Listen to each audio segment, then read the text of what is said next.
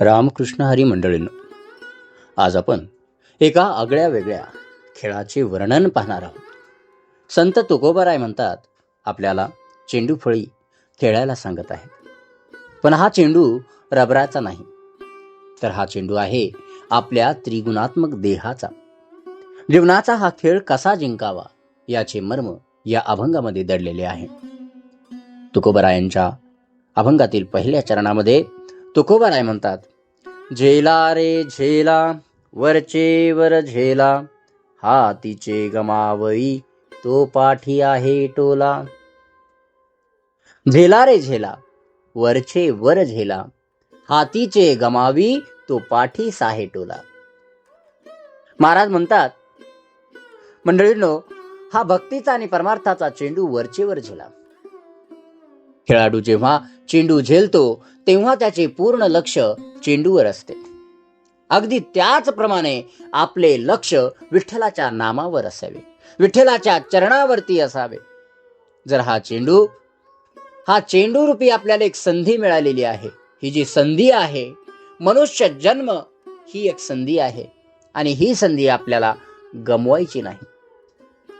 हातचा गमावला म्हणजे ही जी संधी आहे, मनुष्य जन्म जो आपल्याला मिळालेला आहे एक संधी म्हणून, तो आपल्याला गमवता कामा नये. आणि जर हा मनुष्य देह, हा मनुष्य जन्म जर आपण गमावला तर पाठीवरी काय, तर जन्म मृत्यूचा टोला. त्यामुळे तुकोबा म्हणतात, हातीचे गमावी तो पाठीस आहे टोला. तर त्याच्या पाठीवरती टोला त्याला खावा लागेल आणि तो पाठीवरचा टोला म्हणजे दुसरे तिसरं काही नसून जन्म मृत्यूचा टोला आहे. 84 लक्ष योनींच्या फेऱ्यात अडकणे हाच तो सर्वात मोठा मार टोला आहे. मनुष्य जन्म ही देवाने दिलेली एक संधी आहे, जी जर आपण विषयांच्या नादात वाया घालवली तर पुन्हा एकदा दुःखाच्या चक्रामध्ये पडावे लागेल, दुःखाच्या चक्रामध्ये आपल्याला या ठिकाणी अडकावं लागेल. त्यामुळे तुकोबाराय पुढे म्हणतात, त्रिगुणाचा चेंडू हा ते झुगारी निराळा, वरी लिया मुखे मन लावी ते थिडोळा. हा देह कसा आहे हो?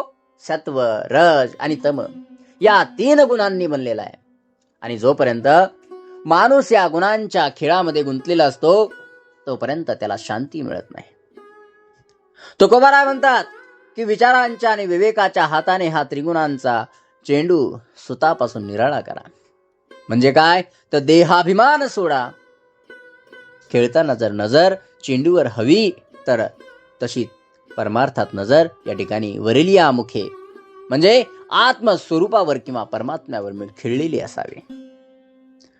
त्या पांडुरंगाच्या चरणी आपलं मन जे आहे त्या ठिकाणी ठाम असलं पाहिजे. ज्यावेळी एखादा चेंडू वरती गेल्यानंतर एखादा दुसरा जर त्याला झेलतो, त्यावेळेस त्याचं लक्ष जे आहे त्या पूर्ण चेंडूवरती केंद्रित करावं लागतं आणि तेव्हाच तो त्याला झेलू शकतो. आणि जर तो इकडे तिकडे पाहून जर चेंडू झेलण्याचा प्रयत्न करत असेल तर त्या ठिकाणी त्याच्या हातामध्ये तो चेंडू उतरत नाही, येत नाही. का? कारण त्यासाठी आपल्याला त्याच्याकडे लक्ष द्यावं लागतं.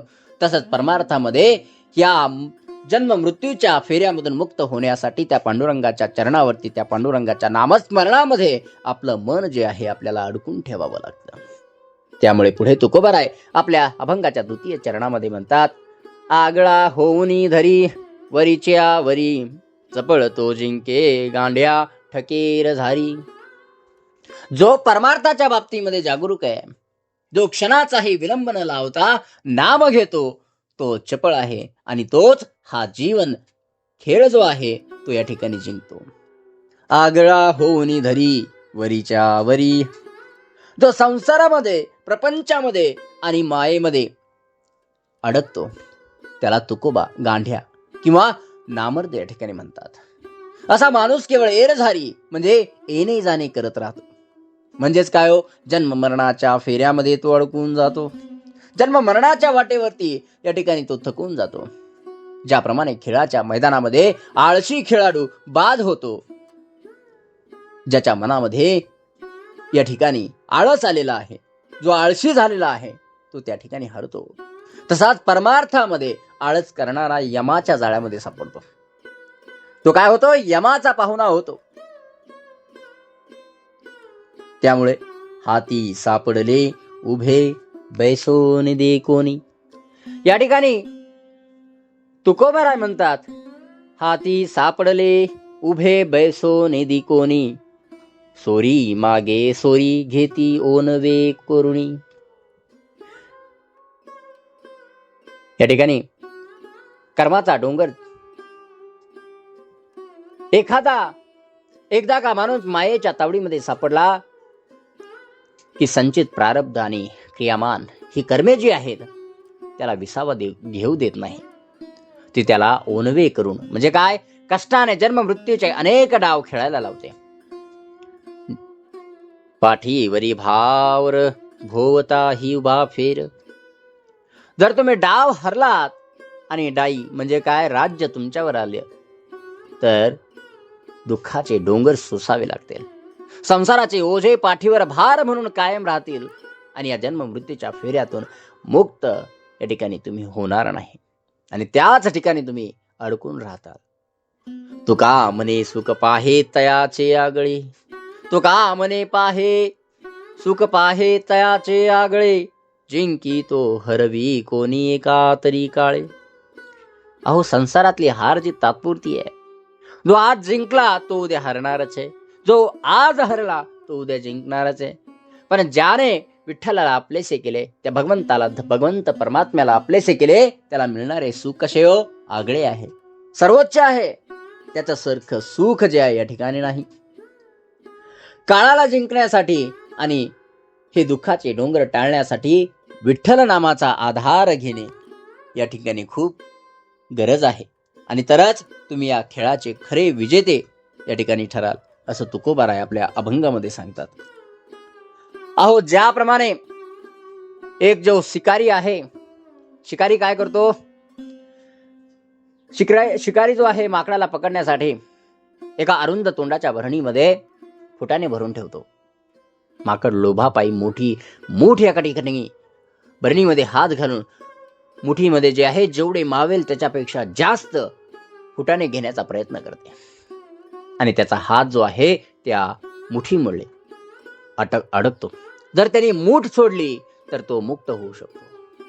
काय, त्याने जर मूठ सोडली, फुटाण्याची जी भरलेली मूठ आहे ती जर त्याने सोडली तर तो त्या ठिकाणी मुक्त होईल. पण त्या माकडाचा तो लोभ जो आहे तो सुटत नाही आणि तो त्या शिकाराच्या हाती पकडला जातो. अहो आपली ही अवस्था या माकडासारखीच आहे.